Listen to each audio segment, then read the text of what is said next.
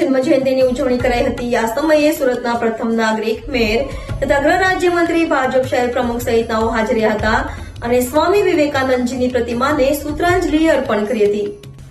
સુરત મનપા દ્વારા સ્વામી વિવેકાનંદ જન્મ જયંતિને લઈ દયાળથી બાગ ખાતે સૂત્રાંજલિ સંવંદના કાર્યક્રમ યોજાયો હતો, જેમાં ગૃહ રાજ્યમંત્રી હર્ષ સંઘવી, સુરત શહેરના mayor Dakshesh Mavani, standing chairman Rajan Patel, Surat શહેર ભાજપ અધ્યક્ષ નિરંજન ઝાંઝમેરા તેમજ સાંસદ મુકેશ દલાલ પણ ઉપસ્થિત રહ્યા હતા।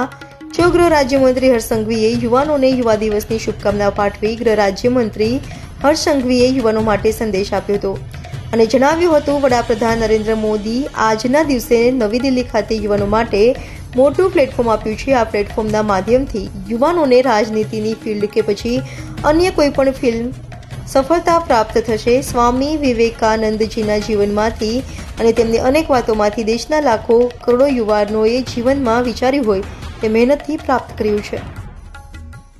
યુવા દિવસની આજે સૌ યુવાઓને ખૂબ ખૂબ શુભકામનાઓ। આજે સ્વામી વિવેકાનંદજીની જન્મ જયંતિ નિમિત્તે દેશભરમાં આજનો દિવસ એ યુવા દિવસ તરીકે ઉજવાઈ રહ્યો છે અને આ યુવા દિવસના નિમિત્તે આજે ખાસ કરીને દિલ્હી ખાતે જે યુવાઓ માટે એક નવું પ્લેટફોર્મ દેશના લોકપ્રિય પ્રધાનમંત્રી આદરણીય શ્રી નરેન્દ્રભાઈ મોદીએ આપ્યું છે, તેના માધ્યમથી હજારો યુવાઓને રાજનીતિ હોય કે એમના જીવનમાં જે કોઈ ફિલ્ડ હોય એ ફિલ્ડમાં સફળતા પ્રાપ્ત કરવાનું પ્રોત્સાહન પૂરું પાડવા માટેનું એક ખૂબ જ મોટું સ્ટેજ પુરવાર થશે।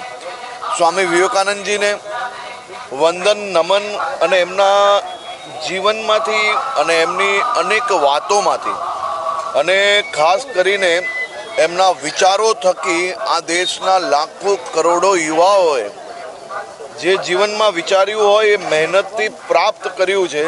આજે સ્વામી વિવેકાનંદજીની જન્મ જયંતિ નિમિત્તે સુરત મહાનગર ભારતીય જનતા પાર્ટી ચૂંટાયેલા સૌ પ્રતિનિધિ મહાનગરપાલિકાની ટીમ દ્વારા પૂજ્ય સ્વામી વિવેકાનંદજીની મૂર્તિ પર આજે ખાસ કરીને અહીંયા પ્રતિમા પર પૂજા વંદનાનો કાર્યક્રમ રાખેલો, ત્યાં હાજરી આપવાનો અવસર પ્રાપ્ત થયો।